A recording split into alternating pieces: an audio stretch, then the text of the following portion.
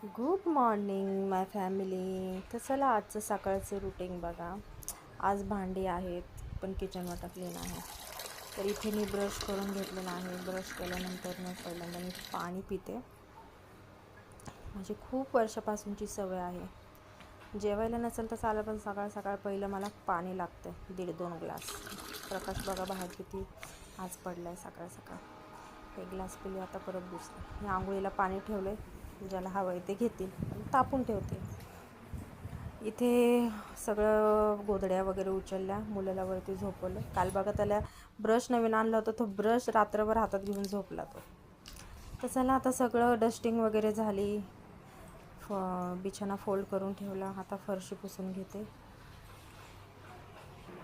एक शॅम्पूची पुडी घेतली आहे. ते असा शॅम्पू टाकायचा आणि त्याच्यावरतीच दंडा ओला करायचा. दंडा पूर्ण पिळायचा नाही. असं एकदा असा दंडा मारून घेणार पूर्ण रूममध्ये, मग असा फेस होतो आणि फरशी चकाचक एकदम शाईन करते. तर अख्खी पुडी नाही टाकली बरं का, नाही तर खूपच फेस होईल. मग ते मग काढता काढता कंबर दुखून जाईल. हे असं सगळे डाग वगैरे काही चहाचे तेलकट दुधाचे पडलेले असेल ते सगळं निघतं. तर चला इथे माझी फरशी पुसून झालेली आहे. एकदा साबणाच्या पाण्याने, नंतर मग दंडा धुवून परत एकदा पुसली. मस्त. इथं हॉल पण क्लीन झालेला आहे.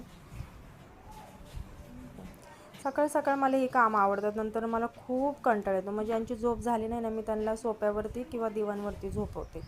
जेव्हा झोपायचं तोपर्यंत झोपा.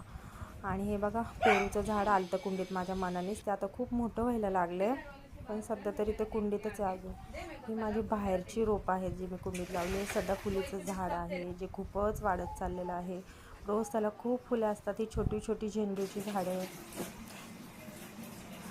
भांडी झाली आहे माझी. इथे मुलगा पण उठला. त्याला इथे म्हणलं ब्रश करून घे, आंघोळीला थोडासा वेळ येतं. हे पाणी काढलं मी परत. किचन वाटा मगाशी क्लीन केलं तर पण ब्रश करताना थोडं पाणी सांडलं होतं, ते परत हे केलं, क्लीन केलं. इथे ते एक पाणी तापल्यानंतर मी कुकर लावला. त्याच्यामध्ये वरणासाठी डाळ लावली, भात लावली, बटाटा पण लावला. पीठ पण मळून घेतलं. भाजीसाठी कांदा, टोमॅटो, मिरची चिरून घेतलेली आहे. तेल गरम झालं की त्याच्यामध्ये मी मोहरी टाकली. मोहरी तडतडली की मग जिरं घातलं. लसूण घालते आता टेचलेला. त्यानंतर मिरच्या घातल्या. आता थोडासा कांदा घातला. अशा पद्धतीने वरण करून बघा, खूप छान लागतं. आता थोडासा टोमॅटो ॲड केला, हळद ॲड केली. आता जी आपली डाळ शिजली ना वरणाची, ती पण त्याच्यामध्ये आपण ॲड करून घेतल्या.